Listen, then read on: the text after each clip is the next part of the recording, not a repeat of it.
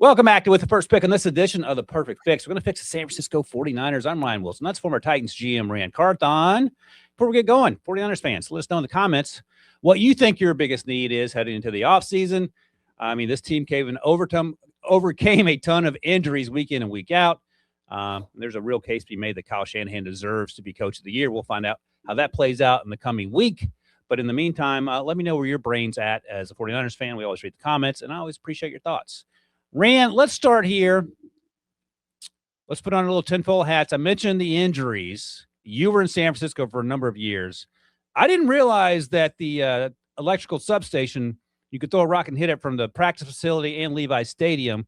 I hadn't paid much attention to the headlines. I know John Lynch, the GM, had to address it recently at a press conference. You're the scientist. You let me know. Should there be any concerns, any correlation between EMF and injuries? Now, look, I will say, and I'm glad you used the reference of tinfoil hat. I am a conspiracy theorist by nature. I'll say this, and here's my argument, and it could be biased. I don't know. But here's what I'll say about the electrical substation. It's been a big thing. Obviously, the injuries are the injuries. But here's what I want to say. And again, check the time frame on it, and you can do it as I'm speaking.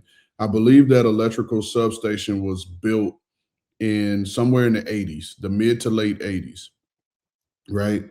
That 49er facility has been there since the Bill Walsh days. And so they have practiced there forever. Now, I know it's been a big thing because, they talk about Levi Stadium. Levi Stadium was 2015 was the first year playing there. That's the only new structure that's there. Right. So to me, that kind of disqualifies this theory. I see you working, Striker. That was too fast. That was fast. He had that one in the holster. but I think that's what disqualifies that theory, right? And because you would have to now, I won't say it disqualifies, but you would now have to go back and look at the injury history of the previous 49er teams. Yeah, is where I would say you would really have to lean and look, because again, the facility has always been in Santa Clara. They played at Candlestick up the road, and it wasn't until 2015, whatever the year was, that they built Levi Stadium and started playing in Levi Stadium. So to me, if you've always practiced there and you only played away one day a week during the season, to me that kind of disqualifies whether that the EMF stuff really affects the injuries. Now, again, I don't know anything about electrical currents and the softening of tissues and all of this. To me, it becomes more of a playing surface type of situation. The 49ers being out in the climate that they're in the Bay Area, they practice and play at they practice on the practice field, but and play in Levi Stadium, which is natural grass. And then you go to all these other different types of surfaces, these different types of synthetic surfaces, these different types of grass. Because if you go play in Tampa or you go play in Miami, they play on Bermuda grass, which is what they're able to grow in Florida, but Bermuda grass doesn't grow in California. So it's a bunch of different things. Plus you have these players that train all over the country, all over the world in the off season. To me, it's the different surfaces. When I was here in Tennessee, one of the first things we did, because Nissan Stadium was a natural grass field, but it had a lot of events on the field. So the Titans played there, Tennessee State played there, the Music City Bowl was played there. And so it didn't allow for a consistent surface. And specifically come November, December, the grass isn't growing. So it becomes essentially painted dirt.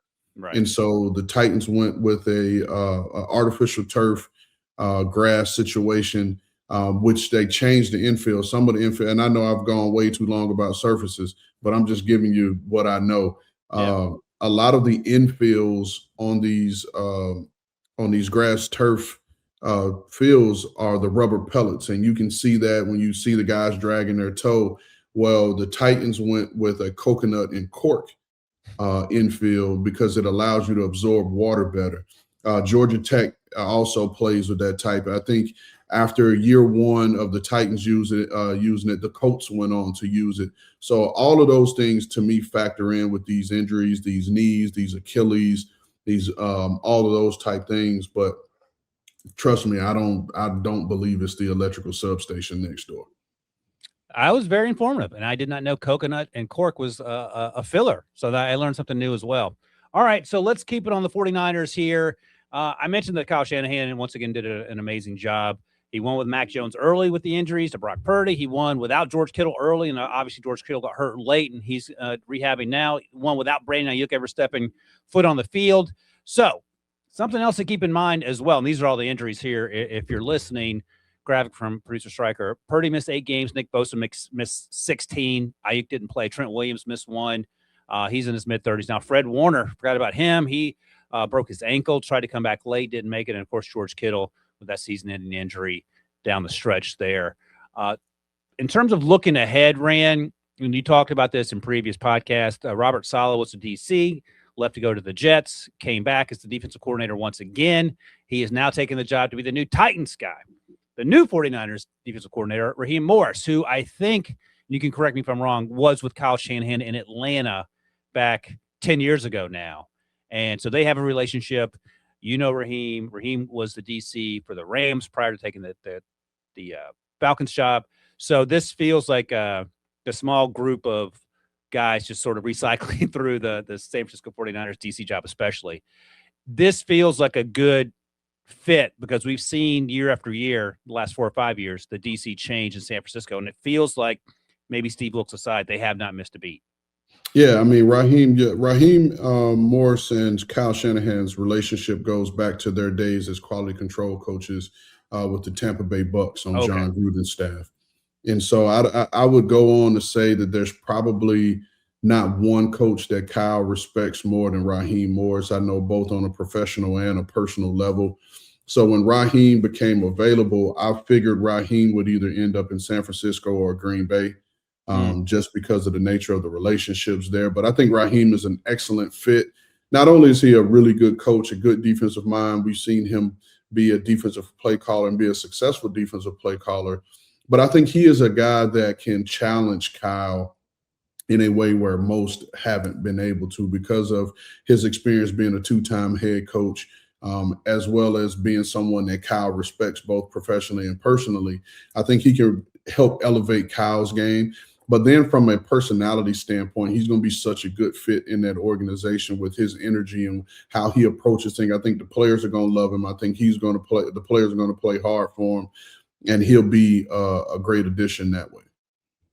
Yeah, you obviously know him well, and the people that I've spoken with that know him have only spoken glowingly of his abilities as a person, as a human being, and obviously as a coach. So that makes sense. And it feels like every year the defensive coordinator lands somewhere else, and somehow Kyle finds the next guy to come in and keep the ball rolling. But it's been you talk about D'Amico, you talk about Saleh. They had Steve Wilkes in there. Now they have Raheem. Did I miss anyone? Feels like there's a revolving door. Sorensen. Oh, Nick Sorensen. So there's a revolving door of successful guys that have been in and out of there. And we'll see what the pass rush looks like this year, because last year it wasn't great in large part because of injuries. Nick Bosa was hurt, and the Michael Williams, the first-round pick, was hurt. But I thought that Saleh did a pretty good job holding things together with the duct tape as guys were in and out of the lineup with injuries. All right, let's talk about the impending free agents. I'm going to lean on your front office experience as I always do, guys, whose contracts are going to be up in a few days here. The 49ers are currently 15th in available salary cap space. They have $25.5 million or so, which is pretty good. Let's talk about some of the free agents, and we'll go from there. Yetur Gross-Matos, Juwan Jennings, Jordan Elliott, Spencer Burford, who probably won't be back, and they're going to have some needs along the interior offensive line. Kendrick Bourne, who is Mac Jones's guy, and you guys talked to Kendrick Bourne on the podcast when he got hit his bonus of $500,000. I would like that to be me one day. Sky Moore, Brian Robinson Jr., who provided some depth at running back, Eric Kendricks, Thomas Morstead, because you got to shout out the punter and the kicker, Eddie Pinheiro, Cleve Farrell, Jake Tonjes, who stepped in early when we saw the tight end George Kittle hurt, and then Kalia Davis, who has battled injury much of his career, but we saw him get some playing time this year. Any of these guys with a little bit of available salary cap wiggle, you're going to try to get back? Any names that I haven't mentioned who are still on the under contract that we might try to move on from? Well, I'll say this one name that we didn't mention, and I'm pulling it up as we speak. One name that we didn't mention, and he's not a free agent, but his contract is going to require 49ers attention and a reworking to have him back, is Trent Williams. When the extension was done with Trent Williams, Trent wanted to be the highest paid offensive lineman in football. And so there was what I call a balloon year put on the back end of the contract. And I believe, I'm looking at it now, I believe that number was 38 million and some change. And it was almost like with the understanding of like, that was maybe the 5th year on the deal, and was like, yeah, we probably won't get there, or we'll have renegotiated by that time. Now we're here. And so Trent Williams, he's 38 years old. I believe will be 38 years old. I believe Trent Williams still has some good ball left in him. Amazingly, it's amazing to say that for a guy at this age, but they're going to have to address that. You can't have a 38-year-old left tackle making almost $40 million. And so that's going to be the next big thing for them to have to conquer before. And this has to be done before the new league. I think just fans, check my work. It's somewhere online, I'm sure. I just don't have it in front of me right now. But I think this has to be addressed within the first 10 days of the new league year for this deal to be executed. And so expect the 49ers to address that first. And then I think names after that, Jawan Jennings has been, their consistent guy winning on third down. They call third down in 49er land, third and Jawan. I think we all know that. And so but the trick for him is what's a good deal for a third receiver. And then Jake Tonjes to some degree, I think it needs to have the conversation about bringing him back. I thought he filled in nicely for George Kittle. George Kittle will likely start the year on PUP and won't be available because he tore the Achilles in the playoffs, and we know the recovery from that. And so I would probably expect him to start the year on PUP, and then that will lead the 49ers to needing a tight end. So to me, I know we're talking about free agents, but I think you have to understand the Trent Williams situation, and Trent Williams has never been a free agent. Let's just talk about that as well. He's never been a free agent. And if they, for some reason, aren't able to execute this deal and they move on from Trent Williams, then he's going to have a market.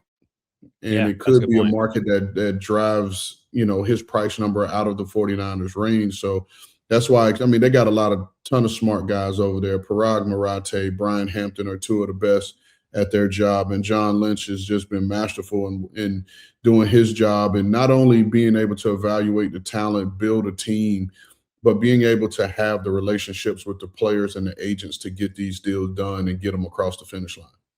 If, say, the Vikings call you and offer a third-round pick for Mac Jones, who's under contract for one more year, how long are you staying on the phone if you're John Lynch?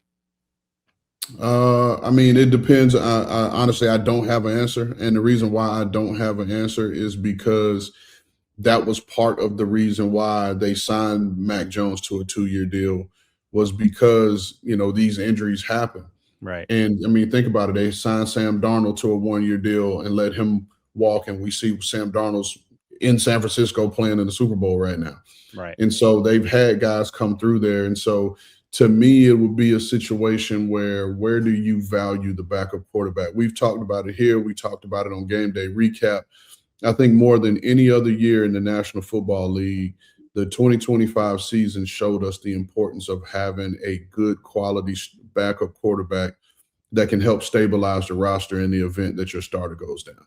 Yeah, and that's maybe worth more than a third-round pick, because there's a good chance that if the quarterback isn't the quality of Mac Jones, that the 49ers maybe don't make the playoffs. Never mind being the running for, to win that division down the stretch. All right, so the 49ers have 7 draft picks in 2026, including 3 in the 4th round, a couple comp picks there. Let's play the old game here where I'll give you some names. They pick currently 27, and you tell me which one of these guys is the most immediate impact player for the 2026 version of the San Francisco 49ers. Oregon tight end Kenyon Sadiq, because you mentioned here that George Kittle may not be available. Jake Tonjes is going to be up. Washington wide receiver, my guy Denzel Burke. That depends on what happens, of course, with Juwan Jennings. Spencer Burford, as I mentioned, probably won't be back. We'll see. But what about Vega Ione, the guard out of Penn State? And then finally, Tennessee cornerback Colton Hood, athletic, physical corner down at the Senior Bowl, had a pretty good week there and had a good season for the Vols in 2025. Man, the two that stand out to me, for me in particular, is Vega Ione and Colton Hood. Oh, those two guys kind of stand out to me because they do need another corner opposite of Diamador Lenore. I think Upton Stout played really, really well for them, and I think he solidified himself as their nickel. yep.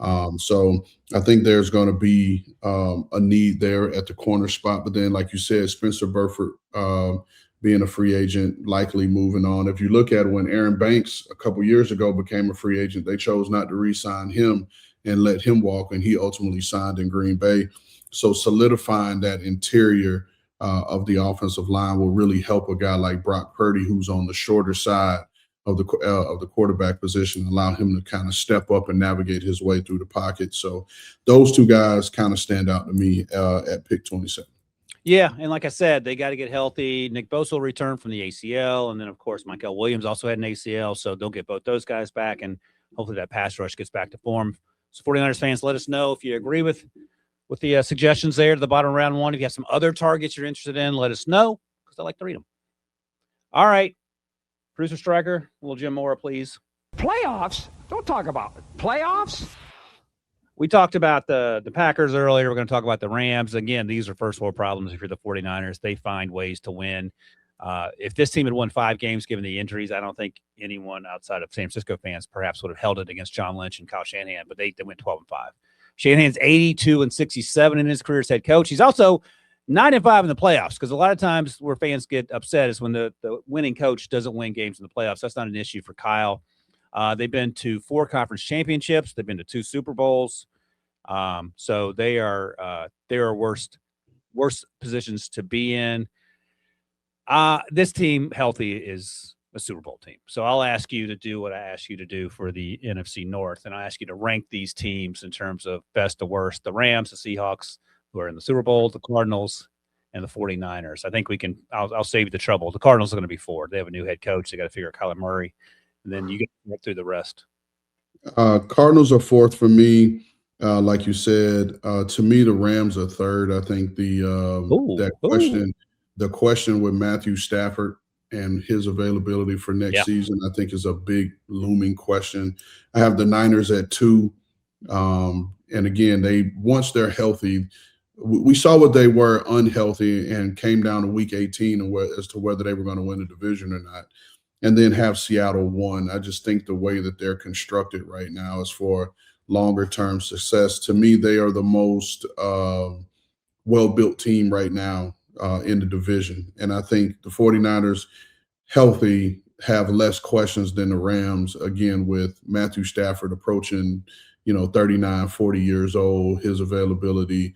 And just the question I have for them is their speed on offense and their ability to be able to stretch the field. So Seahawks 1, Niners 2, Rams 3, and Arizona 4. And before my friends at the Rams start calling me and texting me about this, listen, damn it, you made the playoffs this year. 3 teams out of this division made the playoffs. So you can still be a 12, 13-win team and be 3rd or 2nd ranked in your division. And the Matthew Stafford thing is Matthew Stafford thing is a real concern. All right, you don't have to answer this one because I'm really going to put you on the spot now that you started talking about this. No, let's do it. All right, let's do it. Rank the head coaches. We'll leave Arizona out of it because they have a new head coach. But you've worked in the organization. You've been in the front office for L.A. and San Francisco. I don't think you have a relationship with Mike McDonald or John Snyder in Seattle. But either way, rank the head coaches, because if Seattle's number 1, you would imagine the head coach has a lot to do with that. We know that Sean McVay and Kyle Shanahan are probably Hall of Famers at some point because of how good they've been. So if you want to pass, I'll give you a pass. But if you want to do it, let's do it. Nah, you got to do hard stuff in life, Ryan. You got to do hard stuff in life. All right, what? Give me some criteria. What am I ranking this? Or am I just ranking? Going from, let's start. We'll do the 2025 season and your projections going forward. We know the Okay. success that Sean and Kyle have had. Obviously, Mike has only been there 2 years as the head coach. So 2025 is pretty impressive for all three teams. But 2025 and going forward with the rosters, the salary cap space, and the head coaching ability based on what we've seen for one season. All right, 2025 season, I'm going Kyle Shanahan 1 because I believe he is the coach of the year. Yeah. And to me, he did the most with the least, right? So I'll say Kyle 1. And again, this is just 2025 season. And beyond, looking forward. All right. So 2025 and beyond. Yeah. But Okay, Kyle, because I was going to do 2 separate rankings. let's do 2025 and then we'll do beyond. All right, we'll do Okay, 2. so 2025, CYA. I'm going Kyle, and I will go Sean 2, Mike McDonald 3, and if you want to put Jonathan Gannon in there at the time of 2025, put him 4. And my reason with Mike McDonald being 3 and not potentially 2 or 1, I think obviously that defense is what it is. He called the defense, did a hell of a job, no doubt about it. But I think the offense was basically generated off of Clint Kubiak. And we see that now with him allegedly becoming the next head coach of the Las Vegas Raiders.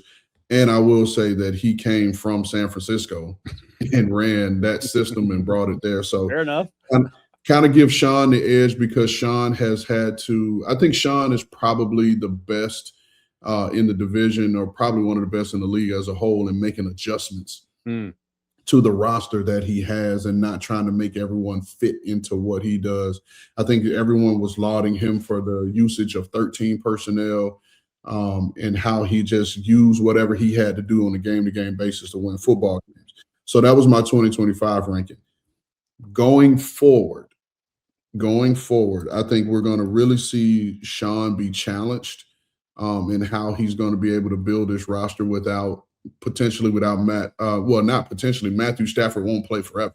And so moving forward, so from that standpoint, moving forward, I'm still going to have Kyle 1, and then I will flip and go McDonald 2, Sean 3, and then Mike LaFleur as 4. He's the rookie. We get to see him in a real leadership role now, probably for the first time in his career. To me, with Sean at 3, I know Sean is a hell of a coach. I know Sean will eventually be a Hall of Fame coach.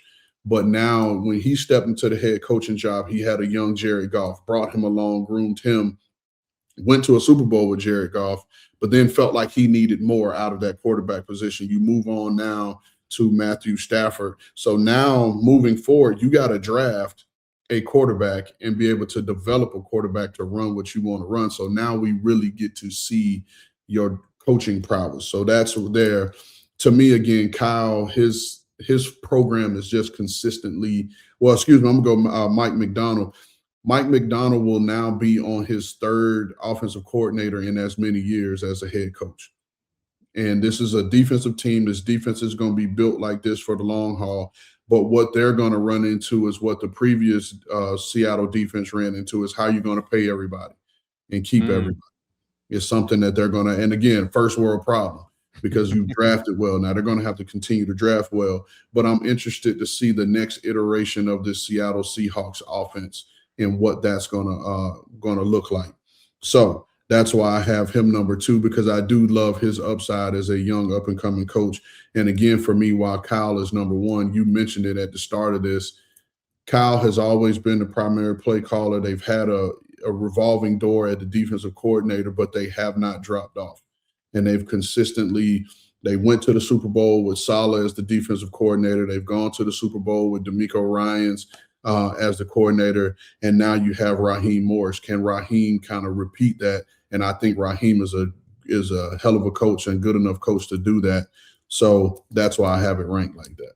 All right, you explained your homework, so I can't even push back on that. And shout out to Mike McDonald for helping out the defensive play callers because it was. And I want to give myself a little pat on the back here because that was freestyle. This wasn't a prepared question. Yeah.